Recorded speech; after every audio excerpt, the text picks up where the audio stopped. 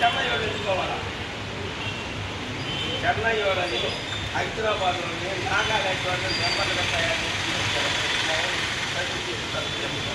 ఎవరు ఎంచుకోవాలా? ఈ 5 పాలెం వాళ్ళ పాలెంలో రిజర్వేషన్ ఇచ్చారండి. రాజ్యాంగంలో ఏ విధంగా రిజర్వేషన్ ఉందో ఆ రిజర్వేషన్ 5 పాలెంకి రిజర్వ్ చేయబడ్డాయి. రిజర్వ్ చేయబడ్డ సీట్లు ఎవరు ఎంచుకోవాలా? ఏ పాలెంకి ఎన్నైతే రిజర్వ్ చేయబడ్డే వాళ్ళు అన్నీ ఎంచుకోవాలా, వాళ్ళే ఎంచుకోవాలా, వాళ్ళే ఎన్నిక చేసి పంపాలా. ఆ తర్వాత అప్పుడు తీసుకోవాలి. కానీ ఈయన ఎక్కడ చేస్తాడు? నాగాలాండ్లో నెట్వర్క్ చేస్తాడు, హైదరాబాద్లో నెట్వర్క్ చేస్తాడు. డౌన్ చేసి రెండోది, ఎక్కడైనా సరే బ్యాప్టిస్ట్ చర్చి ఉండి పాపలు ఉంటే వాళ్ళు సంఘానికి సభ్యులు కాదు. ఇప్పుడు ఎగ్జాంపుల్ అరవపాలు ఉంది, అరవలు కూడా అరవపాలు. అక్కడ ఒక బ్యాప్టిస్ట్ చర్చి ఉంది, అక్కడ ఒక పాస్టర్ ఉన్నాడు, ఒక్కొక్కటి శ్యామ్ సుందరరావు. ఆ సంఘానికి ఆయన కాపరి, ఆయన చర్చి. ఆయన ఇక్కడ సంఘ సభ్యులు ఎంత అవుతాడు? ఉప్పుగుండూరుకు ఒక సంఘం ఉంది. ఉప్పుగుండూరులో సభ్యులంతా ఇక్కడ సభ్యులంతా కాపరి మరి వాడు కూడా 7 మెంబర్లు ఎంత అవుతారు? అక్కడ చర్చి ఉంది కదా, అక్కడ పార్టీ ఉన్నాడు కదా, అక్కడ ఆరాధన జరుగుతుంది కదా, వాళ్ళు 7 మెంబర్లు అక్కడ చూపిస్తాం.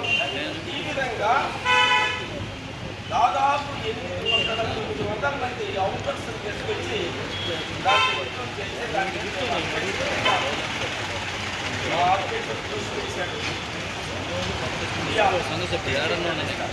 అంటే ముందు మీరు అబ్జెక్షన్స్ చేయండి అన్నాడు, కానీ అబ్జెక్షన్స్ అన్ని కారణం అయితే అర్థం కాగల. అది ఎక్కడ చేయబడ్డాడు? పుష్పంగా ఈ చర్చి వ్యవహారంలో ప్రయత్నిస్తున్నాడు, నడుస్తున్నాడు కనుక ఇది చట్ట వ్యతిరేకం. కనుక మీకు రికార్డెడ్గా అన్ని పేపర్లు చదివి వినిపిస్తాడు. దయచేసి కొంచెం 5 నిమిషాలు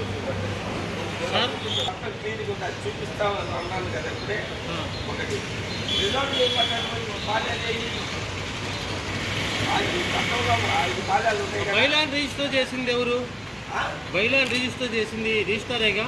ఈ రిజిస్టర్ కాదు. ఇప్పుడు ఆ రిజిస్టర్కి అర్హత లేదంటారా? ప్రకారం బయట ఆయన దగ్గర ఉంది, ఆయన దాని వివరాలు చెప్తాడు. దాన్ని రిజిస్టర్ చేసిన వాడికే మళ్ళీ ఎన్నికలు జరిపే అర్హత లేదు అంటున్నారు కదా మీరు, అందుకని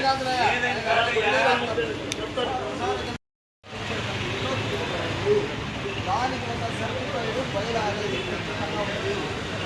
ఈ సంవత్సరంలో ఈ బైలాను ఫాలో అవుతూనే ఈ సంఘం యొక్క పరిస్థితులు నడుస్తుంది. మాస్టర్ల వ్యవహారం అది వేరు, అది డిఫరెంట్. మాస్టర్ ఒక ఉద్యోగి అది వేరే సపరేట్ తీసుకుంటుంది.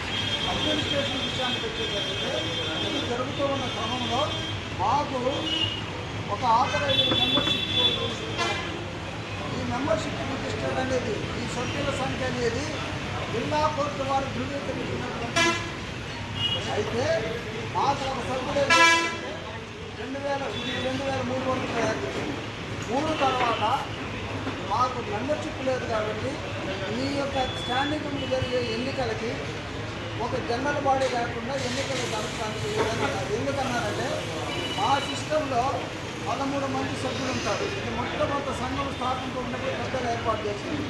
ఆ తర్వాత ఏంటంటే వరుస క్రమంలో మన రాజ్యసభ కౌన్సిల్ సిస్టంలో అది ఖాళీ కాకుండా ఒక్కొక్కరికి వాళ్ళ చీటి ప్రకారం ఎవరికి ఎన్ని సంవత్సరాలు అనేది నిర్ణయించి పెట్టారు.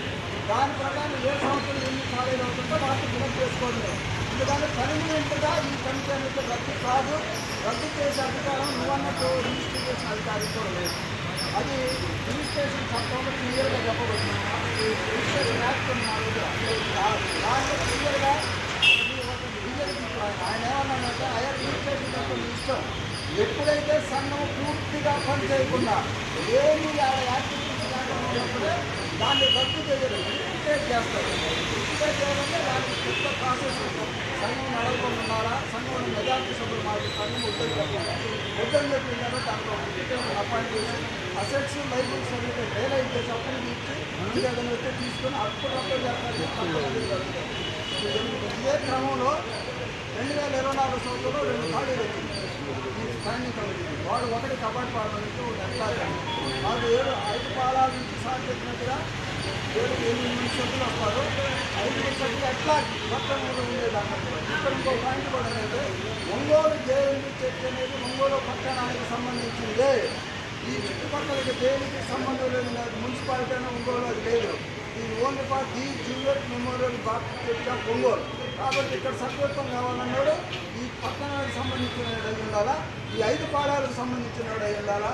అంతేగాని ఎక్కడెక్కడో బాప్టిజం తీసుకుంటేనే సభ్యుడు అనేది ఉంది.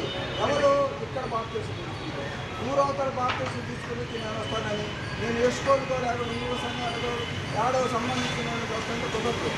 ఇంట్లో బట్టి నేను ఎక్కడుంటా మనకి ఓటర్ మెంబర్షిప్ ఉంటుంది. ఏ కాన్స్టిట్యూన్సీ ఆ కాన్స్టిట్యూన్సీ ఓట్ వేయాలి కదా, వేరే దాంట్లో వేస్తారా ఏంటన్నా దాని పర్మిషన్ కావాలి. అయితే రెండోది ఈ విధంగా జరుగుతున్న క్రమంలో గవర్నమెంట్ స్టేట్ ఏమంటే అయ్యా మీరు మెంబర్షిప్ లేకుండా ఆ 2 పార్టీలు ఎలక్షన్ జరపండి. దాన్ని మా సెక్రటరీ గారు ఛాలెంజ్ చేసి ఇరుపక్కల అడ్వకేషన్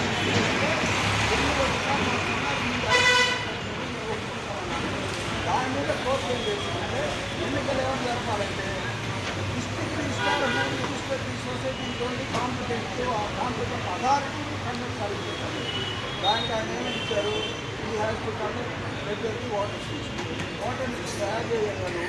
తయారు చేసి అప్పుడు ఆ 2 కాలేజీకి 2 వేల ఇస్తున్నారు.